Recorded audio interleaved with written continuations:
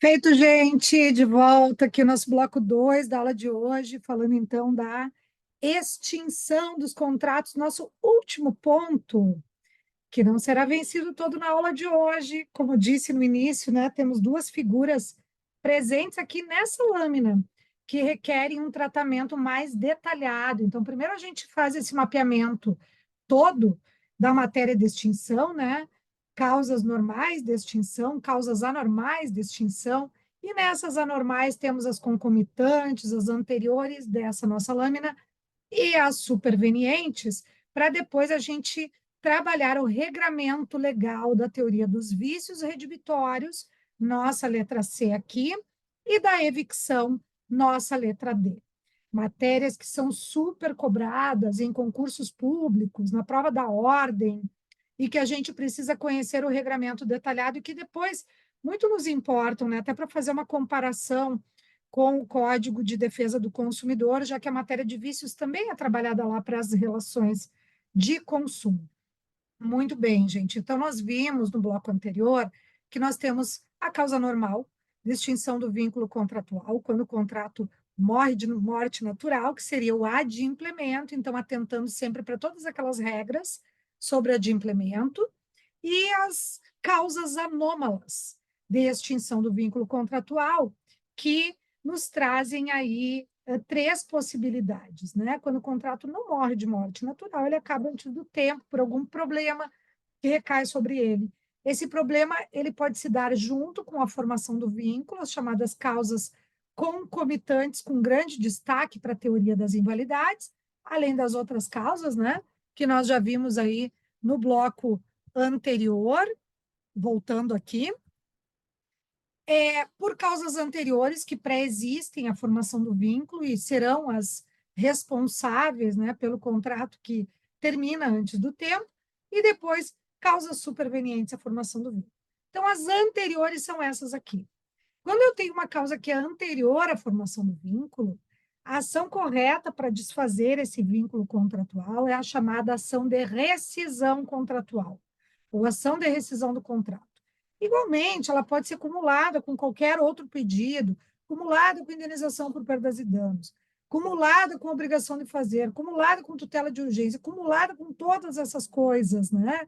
Depende do pleito, depende do que melhor atende aos interesses do nosso cliente. Então, muitas vezes, você tem uma situação jurídica e quando você atende na consulta o cliente, uma das principais perguntas, né, questionamentos que a gente tem que fazer a ele é: o que você quer exatamente?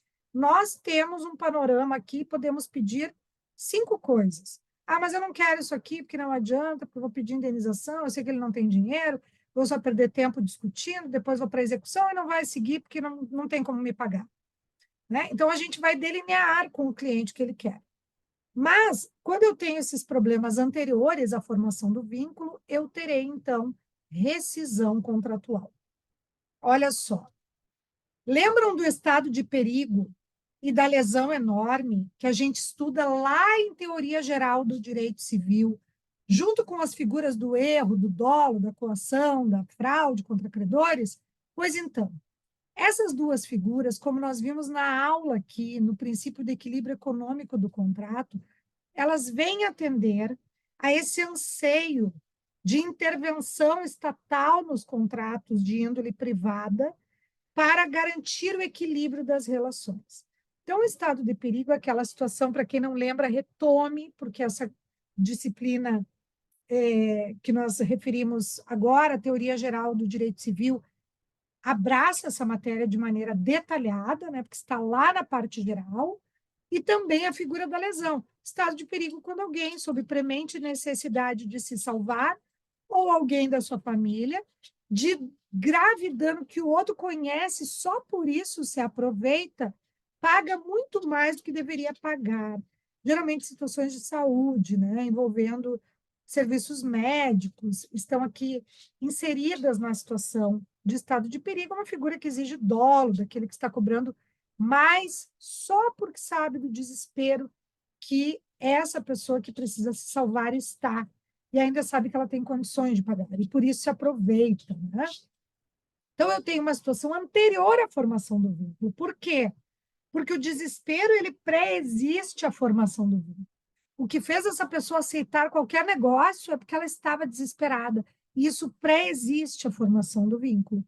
Da mesma forma, para quem não lembra, retome o artigo 157, e é sempre bom, né, pessoal, quando a gente está aqui tratando das matérias, que vocês estejam com o código aberto, para ir acompanhando a leitura dos dispositivos. Como eu sempre digo em aula, é isso que nos permite memorizar, né? Quanto mais a gente entrar em contato com a legislação, mais a gente memoriza. Lê do engano daquele que pensa, depois eu olho, tá lá, depois eu olho, tu não olha. E também a repetição é necessária para a gente saber mais ou menos o que diz o artigo. Ah, eu li isso em algum lugar, e aí vai concatenando para chegar lá no final do curso, na prova da OAB, você ter isso mais, digamos assim, familiarizado, né? Que a gente precisa na hora de lidar com a legislação.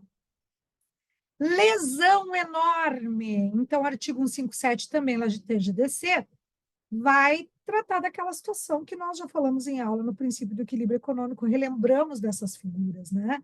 Sempre que alguém imprimido da necessidade ou da inexperiência, porque não foi bem informado sobre aquela contratação, paga mais do que deveria, então já inicia esse contrato com desproporção, né, na cobrança. E aí a gente tem também uma causa anterior, porque a desproporção ela antecede. E por que ela antecede? Porque a pessoa só contratou nessa situação de desproporção entre prestação e contraprestação, porque ela estava premida de necessidade ou inexperiência, foi mal informada, né? Quando tem falha de informação no contrato, via de regra, é um dos elementos para a caracterização da lesão. Esses contratos, eles são trabalhados em matéria de extinção por meio da rescisão, que me permite acertar esse valor que está exacerbado, né? Então, eu poderia trabalhar também via ação anulatória? Poderia. Só a gente opta por trabalhar aqui como situação de rescisão, porque são causas anteriores à formação do vínculo, né? Mas eu não vou mexer em todo o conteúdo econômico para dizer que a pessoa não deve nada. Algo ela deve, talvez ela não deva 100, ela deva 50. Não mexo em todo o valor, mas adapto de acordo com o equilíbrio. Esse tipo de ação vai falar também do princípio do equilíbrio econômico do contrato. Claro, né? Nada impede que você entre com uma anulatória. A rescisão contratual acho que é uma ação mais fácil, né? Do que a anulatória, que exige toda uma prova mais robusta. Então, a gente pode sim manejar a rescisão nesses casos. Vícios. Quando a gente tem uma situação envolvendo a contratação, por exemplo, eu comprei um imóvel e este imóvel não tenho como verificar aquela situação problemática de infiltração severa, que é um problema que sempre atingiu esse imóvel. O antigo proprietário que me vendeu, que eu sou adquirente de boa fé, eu não tinha como saber, ele já fez 1000 reformas e nunca resolveu o problema. Inclusive, os vizinhos sabem disso, mas eu comprei sem saber disso. Ele maquiou essa realidade, ele lixou o teto, ele pintou, estava perfeito quando eu comprei, eu não tinha como saber. E depois que me é entregue o bem, que eu passo a habitar o imóvel, eu começo a me dar conta daquela realidade e vou descobrindo que aquilo ali é uma situação antiga. Ou seja, o vício ele é pré-existente à contratação. Ele já existe antes da contratação. E nos casos de adquirir por contrato um bem viciado, a lei me dá garantias. As garantias estão presentes na matéria dos vícios redibitórios do Código Civil, artigos 441 e seguintes, e que a gente vai estudar em detalhamento legislativo, né, na próxima aula, tá? Por isso que eu digo aqui, tem um senhor Patinhas aqui que não para de caminhar, está atrapalhando o raciocínio, está na hora do passeio deles, gente, por isso. E aí a gente trabalha em regramento específico essa matéria, como fazemos também para o tema da evicção. só para trabalhar aqui um conceito inicial e vocês entenderem por que se situa como uma causa anterior, né, à formação do vínculo. A evicção é a perda do bem, suportada pelo adquirente de boa-fé.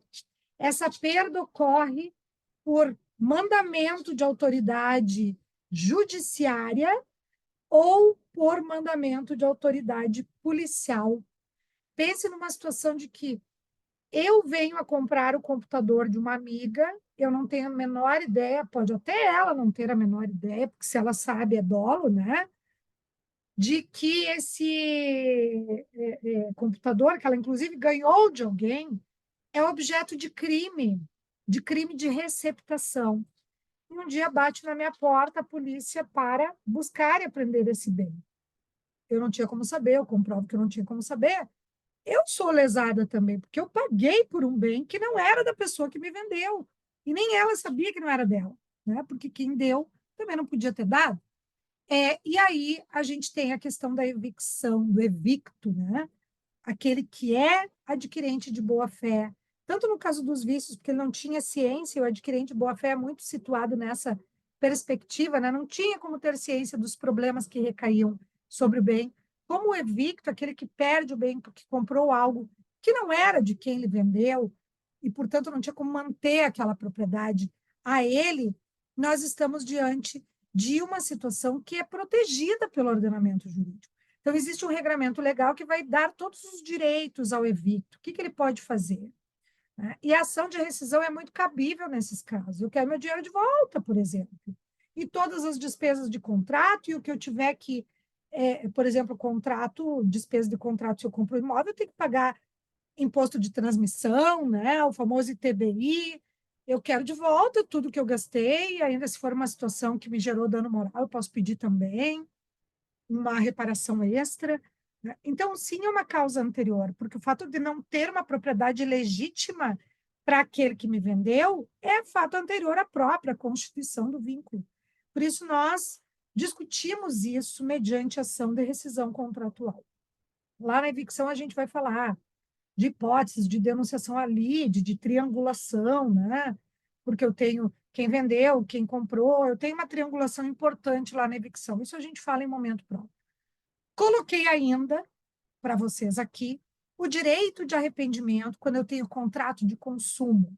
Está lá no artigo 47 do CDC, quando diz que sempre que alguém compra um produto ou um serviço fora do estabelecimento comercial, pode simplesmente dizer, não gostei, quero devolver. Devolve sem ter que pagar nada por isso, porque é às expensas do fornecedor, que geralmente manda um código de postagem para você postar gratuitamente no correio. Só tem o trabalho, claro, de levar ao correio o produto e recebe todo o dinheiro de volta, tá? O estorno, se for por cartão, se for por Pix, da mesma forma que pagou. Então, o direito de arrependimento ele não tem nada a ver com vício, porque o produto pode funcionar muito bem, obrigada. Eu é que não quero, porque eu não gostei. E essa proteção se dá para compras feitas fora do estabelecimento comercial, porque eu não pude checar adequadamente as condições, as qualidades desse produto. Então, eu posso devolver. Certo? Valeria também para os serviços, né, contratados pela internet, naquele prazo de 7 dias a contar da entrega desse produto, porque via de regra aqui a gente vai ter produto mesmo. Certo, gente? Isso sobre causas anteriores à formação do vínculo. Vamos usar em tese a ação de rescisão contratual, podendo também ser manejada anulatória, caso seja essa a opção da estratégia, né, utilizada pelo profissional, para o estado de perigo e para a lesão especialmente. Mas em matéria de vícios, a gente tem ações específicas que a gente vai falar, a evicção será a rescisão. Vícios eu posso entrar tanto com a rede Vitória, que seria a rescisória, como a quanti minores, a gente fala em momento próprio disso. Muito bem, vamos então para as causas posteriores, também chamadas de supervenientes à formação do vínculo. Situações nas quais eu tenho algo que acontece depois de firmado o vínculo, lá no meio do contrato, depois que já iniciou. O contrato inicia sem problema nenhum. Ele está muito bem, ele não tem problema que surge junto com ele, como uma invalidade. ele não tem problema anterior a ele, como o caso dos vícios, mas no meio acontece alguma coisa que faz com que aquela relação contratual tenha que ser revista. Certo, gente? Então, olha só, temos aqui 2 pontos para trabalhar em matéria de causas supervenientes à formação do vínculo, que seria a resilição e a Ué, coloquei repetido aqui. Sim, coloquei repetido. Depois eu tiro. Eu vou tirar para vocês o material que postei na aula de ontem para postar de novo agora junto com os vídeos da aula, tá? Então, esse material, para quem acessar a aula, acesse esse material no momento em que a gente postar os vídeos, que daí eu vou acertar para vocês, que veio repetido, ó. Aqui era para ter só, então eu vou tirar esta lâmina e consideramos as outras duas. Então, o que é a resilição? A resilição é uma matéria, é um tipo, né, de extinção do contrato que vai ocorrer pela vontade das partes, pessoal. Aqui, as partes não quiseram mais continuar a contratação. Ou uma delas só, mesmo que a outra não queira, e há esse direito de resilir em determinadas contratações, ou ambas não querem mais, querem destratar, por exemplo. Então, é uma situação mais fácil de resolver, principalmente quando é as duas. Não precisa de pronunciamento judicial ou de interpelação judicial, ou seja, quero dizer com isso, não precisa ser reconhecida por um juiz que aconteceu uma causa de resilição, o próprio contrato já vai dizer, e se opera de pleno direito, se opera por vontade de uma ou de todas as partes contratantes, e em tese teria efeitos ex nunc, porque o contrato vale até ali, né? Ele não vai valer de um ponto em diante. Lembre que ex nunc significa nunca retroage. Então, até aquele momento da resilição, todos os efeitos se operam normalmente. Após aquela resilição, aí eu tenho o desfazimento do vínculo para aqueles fins. Já vamos dar exemplos dentro de cada uma das categorias para vocês entenderem melhor. Então, olha só.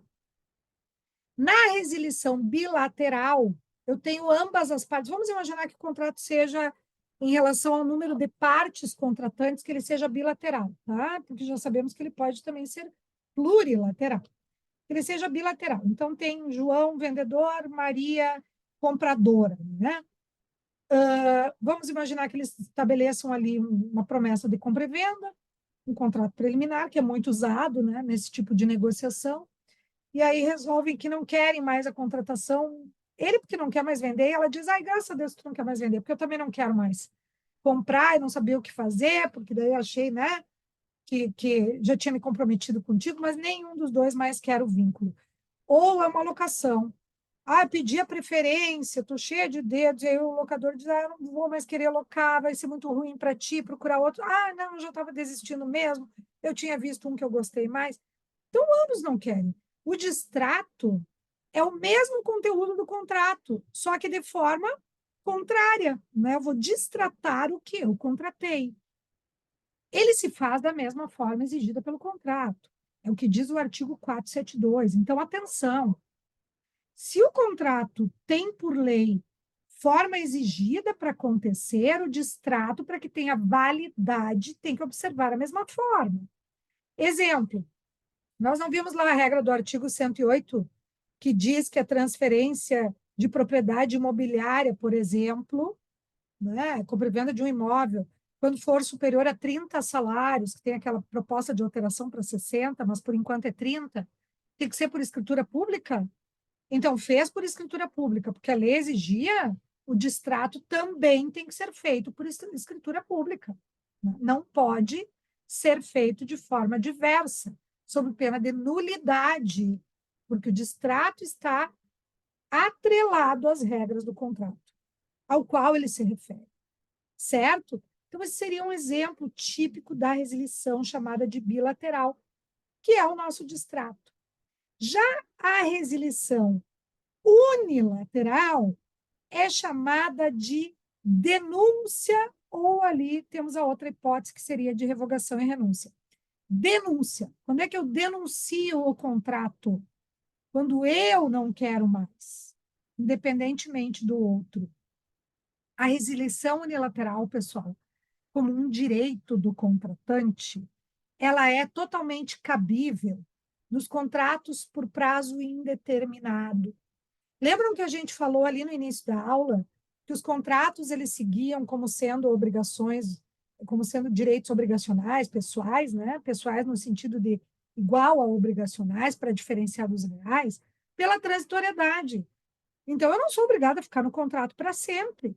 Muitos contratos que nós firmamos, eles são contratos por prazo indeterminado. Por exemplo, o contrato que eu tenho de fornecimento de energia elétrica, o contrato que eu tenho de fornecimento do canal da TV, da internet, de telefonia, eles são contratos por prazo indeterminado. Aí vocês vão me dizer assim: ai, mas o meu tem cláusula de fidelização. Não vou entrar nisso, porque cláusula de fidelização pode ser válida como pode ser inválida.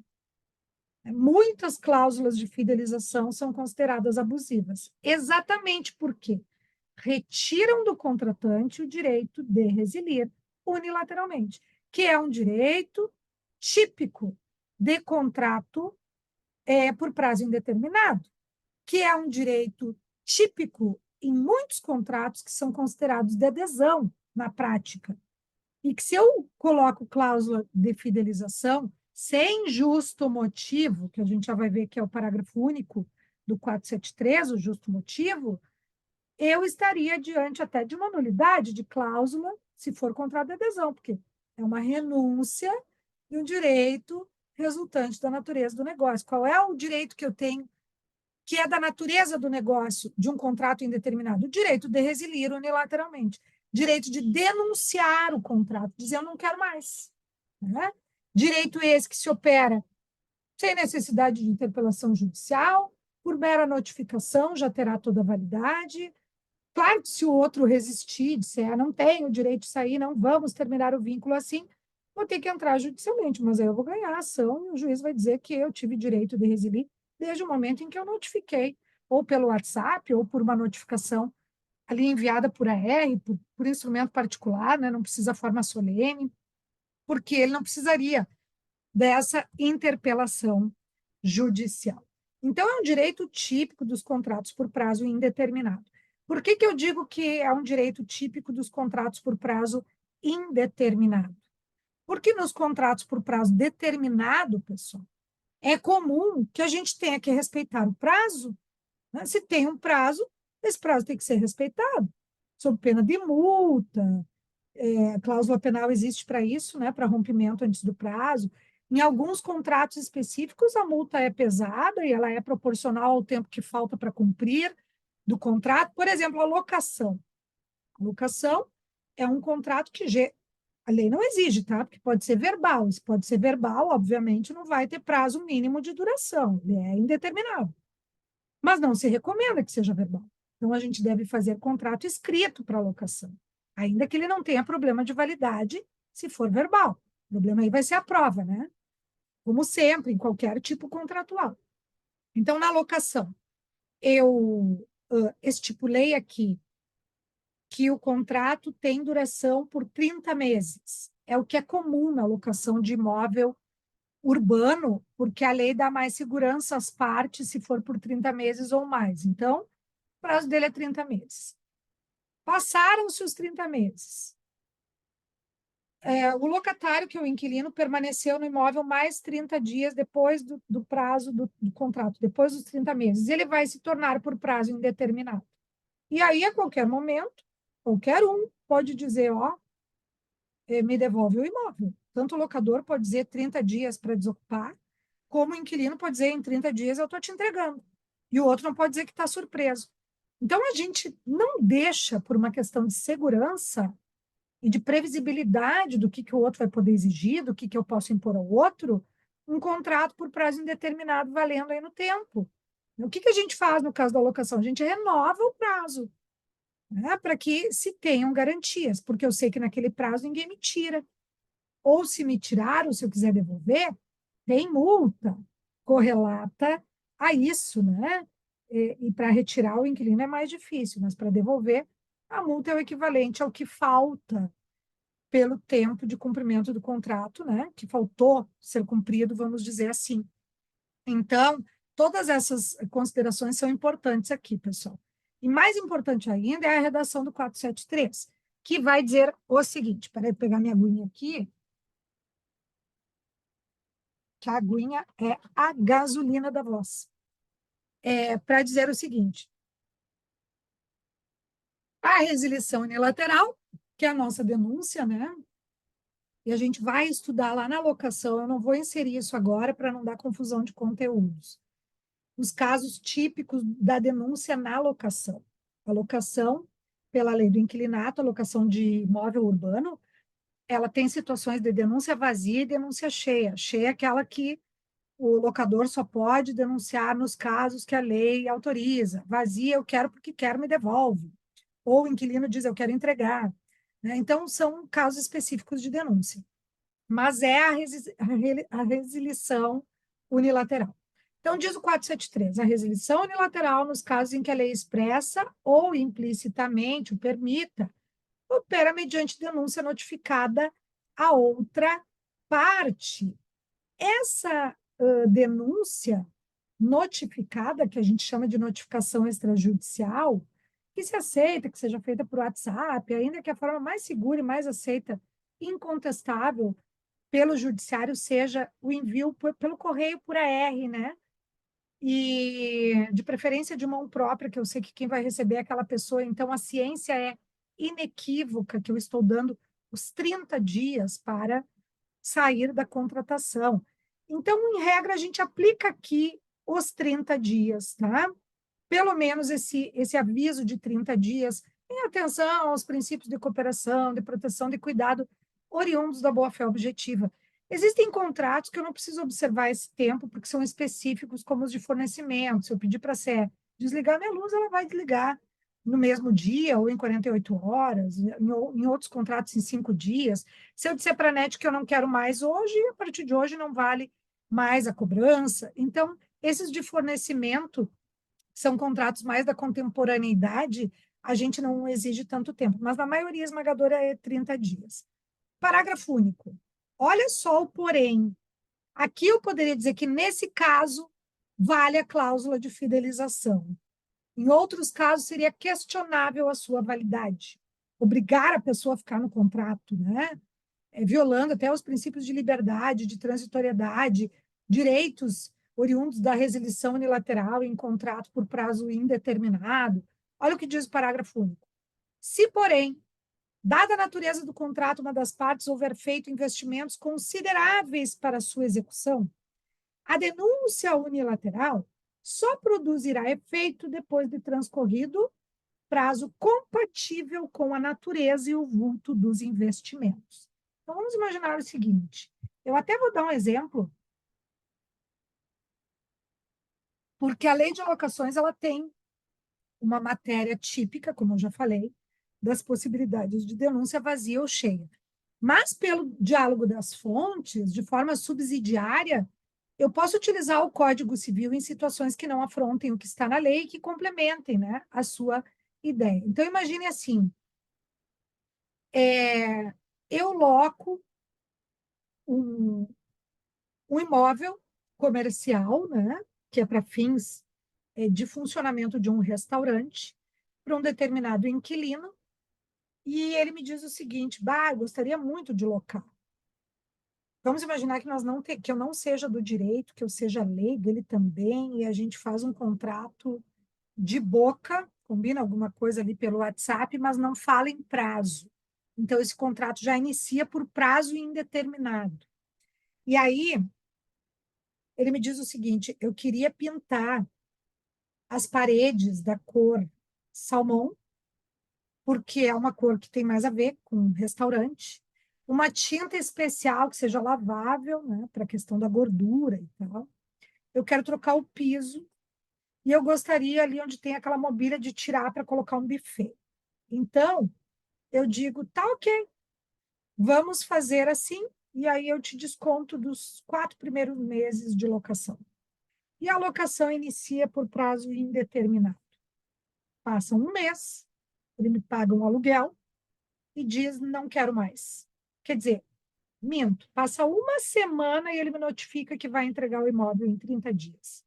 Em tese, é um direito que ele teria, oriundo da resilição unilateral, que é típica dos contratos por prazo indeterminado, certo? Certo? Se não fosse o parágrafo único.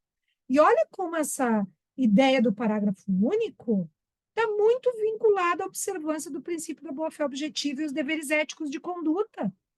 A resilição unilateral, nos casos em que a lei, expresso ou implicitamente permita, opera mediante denúncia notificada à outra parte. Parágrafo único, se, porém, dada a natureza, uma das partes houver feito investimentos consideráveis para a execução, a denúncia unilateral só produzirá efeito depois de transcorrido prazo compatível com a natureza e o vulto dos investimentos. Então, é o seguinte, vai ser obrigado a ficar os 4 meses até descontar todo o investimento que eu, proprietária, fiz, nos modos em que combinamos.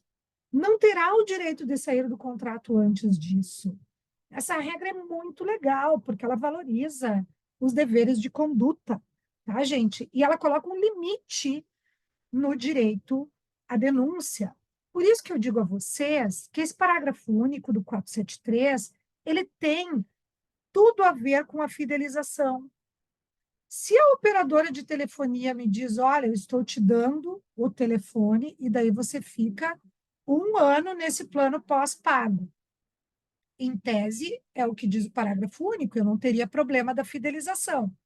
Só que assim, quando eu digo que a gente tem que verificar quais são os limites do estabelecimento dessa cláusula, quanto é o plano pós-pago do celular? É 500 por mês? Quanto é que custou esse celular? R$ 2.000? R$ 2.000, que é o valor do investimento que ele me deu, né? O fornecedor do telefone. É compatível com exigir que eu pague 500 vezes 12 meses? Não, aí é incompatível essa exigência. Então, essas cláusulas de fidelização muitas vezes podem ser questionadas, revisadas e invalidadas em juízo, por conta de que o limite para tirar o direito de resilir em contrato por prazo indeterminado é o do parágrafo único do 473. Muito útil, né, esse artigo. Um outro exemplo de resilição unilateral, que é aquela que se opera por vontade de uma das partes apenas. Então, veja, a bilateral é vontade de ambos, a unilateral é vontade de um. Além da denúncia, que é mais geral, seriam as hipóteses de revogação de determinado ato ou de renúncia. Eu dou aqui o exemplo típico do contrato de mandato, que é o contrato por meio do qual nós, advogados, trabalhamos, mas, claro, não apenas nós, advogados, porque o mandato seria o contrato por meio do qual o outorgante outorga, né, o mandante outorgante outorga poderes para que o outro, que é mandatário, que é outorgado, fale em seu nome praticando determinados atos.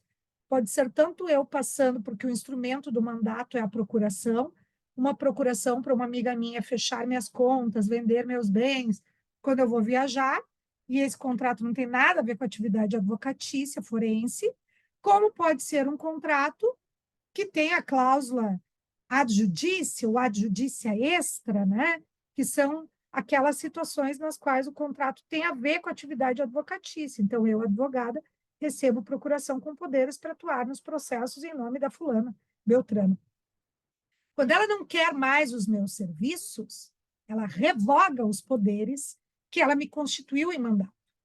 Quais são os limites e possibilidades da revogação? A gente vê no contrato de mandato. Mas, assim, é óbvio que eu tenho direito à remuneração até o trabalho desempenhado. Quando é tese advocatícia, muitas vezes o ganho de causa é por causa da minha tese, eu vou ter participação lá no final. Pode ser que esse contrato de mandato tenha cláusula de irrevogabilidade. Tudo isso tem que ver na situação em concreto. Mas, em tese, ela pode dizer: não quero mais, vou revogar os poderes da procuração, constituindo um novo procurador. Na prática, quando um não quer, o outro também não quer.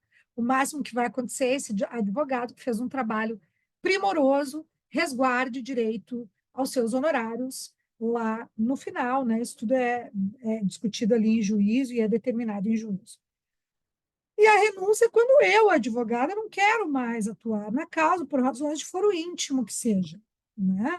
E aí eu peço para sair do contrato, não me responsabilizando mais, eu fico vinculada um tempo, né, ali 10 dias mais, desde o momento em que eu notifiquei, porque eu tenho que notificar da ciência ao meu cliente. Mas são situações também de resilição unilateral, na figura da renúncia ou da revogação, muito bem apontadas essas causas pelo nosso maravilhoso doutrinador aí, Araquém de Assis. Certo, gente, vamos para a última causa aqui, realmente, última lâmina, que se configura, eu coloquei como causas posteriores supervenientes, porque temos tanto a resilição como a resolução. Então, a resilição você pode chamar de ação de resilição de contrato, né? É o termo mais correto, eu diria que esse é o termo menos utilizado pelos advogados, que já chamam de resolução, que chamam de desfazimento de vínculo, mas não usam tanto esse termo, e é correto utilizar o termo resilição. Temos a ação de resolução em duas hipóteses, que nós já conhecemos, porque uma das hipóteses é estudada lá no direito obrigacional, quem não conhece está estudando, e a outra hipótese nós já tratamos aqui na parte do princípio do equilíbrio econômico do contrato. Então, em contraposição à resilição, a resolução precisa de interpelação, pronunciamento judicial, salvo, pessoal, nos casos nos quais a gente tem a cláusula resolutiva expressa. Eu não coloquei aqui, depois eu vou colocar a exceção, artigo 474. Tem duas ou três coisinhas para mudar aqui nas lâminas, que é o 474 que está ali, ó, embaixo, né? Quando eu tenho cláusula resolutiva expressa, eu não preciso de pronunciamento judicial.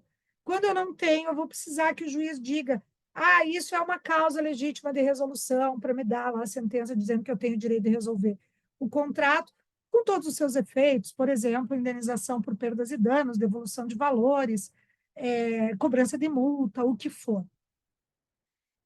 Mas o importante é dizer que as duas causas é quando eu tenho aplicação da teoria da imprevisão.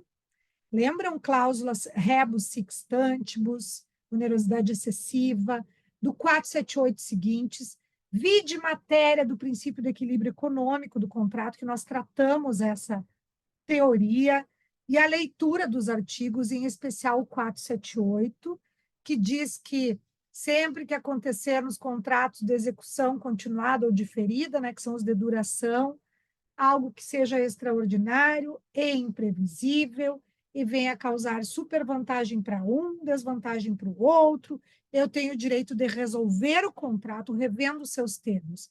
É claro que, pelo princípio da conservação dos contratos, a gente quer que o contrato seja cumprido. Então, melhor é mexer no valor adaptando. Olha, era para cobrar 3, essa causa extraordinária e imprevisível fez com que o contrato tenha o valor de 9, está superfaturado, né? Dá supervantagem para um, escraviza o outro. Então, volta para os 3 iniciais. O ideal é isso.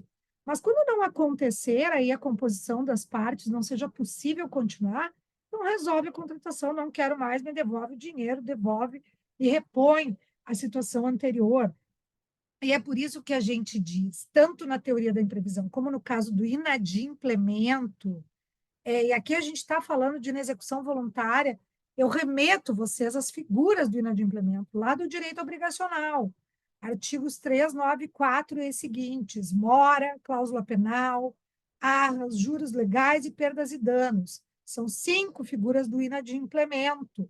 Os efeitos são ex tunc, né, que é para desmanchar tudo que aconteceu, dando direito a toda a cobrança, com correção monetária, que é a atualização de valor, juros de mora, cláusula penal, se tiver multa do contrato, né, estipulada por vontade das partes, e ainda perdas e danos, né, pelos danos materiais e imateriais que se verificarem naquela situação em concreto, tá?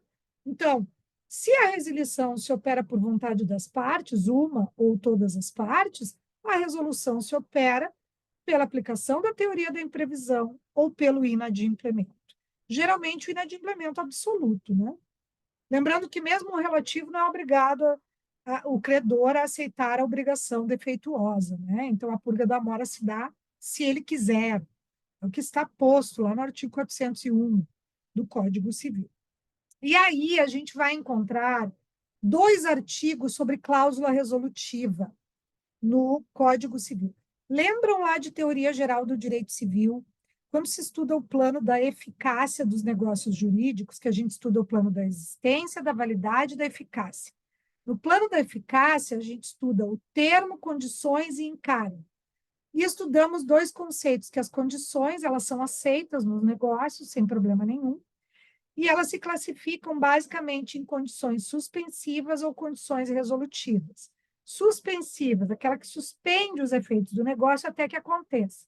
Por exemplo, doação de um imóvel ao nascituro. Eu preciso que ele nasça, né? Tem total validade o contrato de doação. Mas antes do nascimento não tem como transferir propriedade, porque propriedade imobiliária requer a qualificação, pelo menos, do nome para colocar na matrícula, isso só com o nascimento. Ninguém tem direito ao nome antes do nascimento. Então, é uma condição suspensiva, direitos resguardados de receber o bem em doação, mas que os efeitos estão atrelados ao nascimento com vida. Se não nascer com vida, se for natimorto, é como se eu rasgasse o contrato de doação, porque ele nunca irá operar efeitos. Condições resolutivas são aquelas que põem fim ao negócio. Então, o meu contrato pode prever quantas condições resolutivas ele quiser. Se é um contrato de locação, se morrer o fiador, termina a locação. É uma condição resolutiva, né? Um evento futuro incerto que ocorrendo termina os efeitos do negócio. Então, ele tem efeitos até ali, vai terminar naquele momento. Se não assinar o contrato definitivo no prazo de tantos dias, resolve-se o contrato preliminar e efeitos ex tunc, né? Devolve tudo, devolve o bem, devolve os valores, devolve tudo. Então, eu posso estipular quantas eu quiser, e para os fins sendo lícitos, sem problema. Artigos lá da parte geral, da teoria geral do direito civil, que falam nas condições, 121 e seguintes. Dê uma olhada de novo, essa matéria já foi estudada lá nos primeiros semestres do curso, na primeira disciplina de direito civil. E aí a gente vai encontrar no 474 que a cláusula resolutiva expressa, que é essa que eu coloco no contrato, dizendo, se acontecer isso, acabou. Ela opera de pleno direito. Então, eu preciso colocar, pessoal, eu preciso prever todas as situações possíveis que me interessam a resolver o contrato sem precisar de interpelação judicial. Que aí eu só notifico dizendo que operou-se a cláusula, estou dando tanto tempo para me devolver, para me pagar o valor, que aí, se não me pagar, eu estou com a minha ação ganha. Aí a prova pré-constituída para entrar em juízo com uma ação de resolução contratual. A tácita, que é aquela que se dá por comportamentos, depende da interpelação judicial. Então, geralmente, inadimplemento contratual, que vai discutir violação de dever de conduta, conduta é tácito, né? Eu vou precisar de análise judicial para dizer, olha, realmente aqui não cumpriu, aqui foi vítima do inadimplemento, portanto, ação procedente para esse autor, para ter o direito de resolver o contrato e receber tanto a título de perdas e danos. Aí eu vou precisar de todo esse incremento. Obviamente, em se tratando de cláusula resolutiva tácita, aquela que se dá motivos para a resolução por comportamentos, a gente vai ter uma necessidade de uma ação, uma prova muito mais robusta, que é mais demorada, ação e tudo mais. Depois, ainda no 475, a parte lesada pelo inadimplemento pode pedir a resolução do contrato, se não preferir exigir-lhe o cumprimento, cabendo em qualquer dos casos indenização por perdas e danos. Então, ela pode exigir resolução, é efeito ex tunc, que não quero mais. Devolve aqui, devolve lá. Repõe a situação anterior, né? É uma ideia de rebus sic stantibus, né? E se preferir exigir o cumprimento, olha, não cumpriu, mas eu quero que cumpra, eu dou um prazo e entro com uma ação de obrigação de fazer mais perdas e danos. Então, são as duas opções, né, que teria a parte lesada no inadimplemento. Também na teoria da imprevisão, já disse a vocês e repito, não necessariamente vai ocorrer a resolução, pode ser que se adapte os termos daquele valor, restabeleça equilíbrio e a contratação continue. É desejo do ordenamento jurídico que a contratação continue, finalize, e que o contrato morra de morte natural, né? E não de morte matada, como a gente fala para não esquecer, né? Macete aí para não esquecer dessas diferenças. Tá bem, gente? Isso, então, que nos cabia sobre a matéria da extinção dos contratos para a aula de hoje. Eu ainda não vou deixar os exercícios, a não ser que eu consiga selecionar, e aí talvez não seja no mesmo momento da postagem da aula, porque eu quero ver com vocês o regramento dos vícios e da evicção. Isso é preciso que vocês entendam também. Às vezes a gente não coloca naquele momento os exercícios, que a maioria das questões de concurso e do exame de ordem vão tratar nas 4 ou 5 alternativas lá da letra A, D ou da A a E, nós vamos encontrar todas as matérias daquele ponto reunidas. Então, eu preciso ver com vocês o regramento dos vícios e o regramento da evicção, que é tema da nossa próxima aula, para que a gente possa, então, disponibilizar os exercícios dessa matéria. Mas vocês já têm vários outros, né, ali para realizar a classificação dos contratos. Olha só, estou aqui falando com vocês na semana, então, na qual ainda estamos suspensos, né, das aulas presenciais, embora a gente esteja trabalhando aí com as aulas da modalidade assíncrona, gravadas, portanto, né, disponibilizadas a vocês depois. Não sei como é que funciona a partir da semana que vem, a gente está aplicando um formulário, né, para verificar como é que está a situação de cada um e também para definir o nosso regime, mas muito provavelmente nós estejamos trabalhando a partir da semana que vem de forma síncrona, então aulas muito provavelmente, tá, gente? Estou aqui jogando longe. Ainda estamos com essa definição pendente, mas se for assíncrona, significa ao vivo, fica disponível para assistir depois. O que eu quero dizer para vocês sobre isso? Seria importante, se a gente vai estar ao vivo, quem esteja comigo ao vivo na aula que vem, já trabalhando vícios, que vocês vissem a aula, as aulas que foram disponibilizadas até lá. Quem não conseguir ver por qualquer motivo de impossibilidade, não há problema também.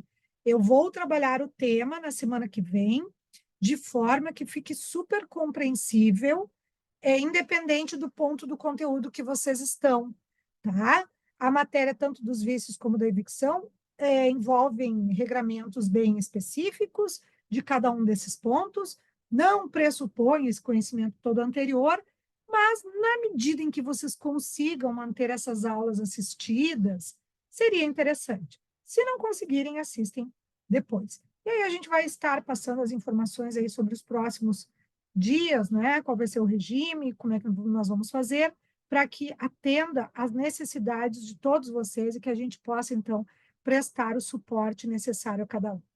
Tá bem? Mando um grande beijo, agradeço aí pela presença, pela adesão, ainda que da forma virtual, fico muito feliz de verificar, porque eu vejo pelo número de visualizações que vocês estão conseguindo acessar as aulas. Quem não conseguir agora, não entre em nenhum tipo de angústia, não é necessário, vai ficar disponível a vocês e vocês podem assistir depois. Sempre pensando na melhor maneira de atender vocês nesse momento diferente que a gente passa.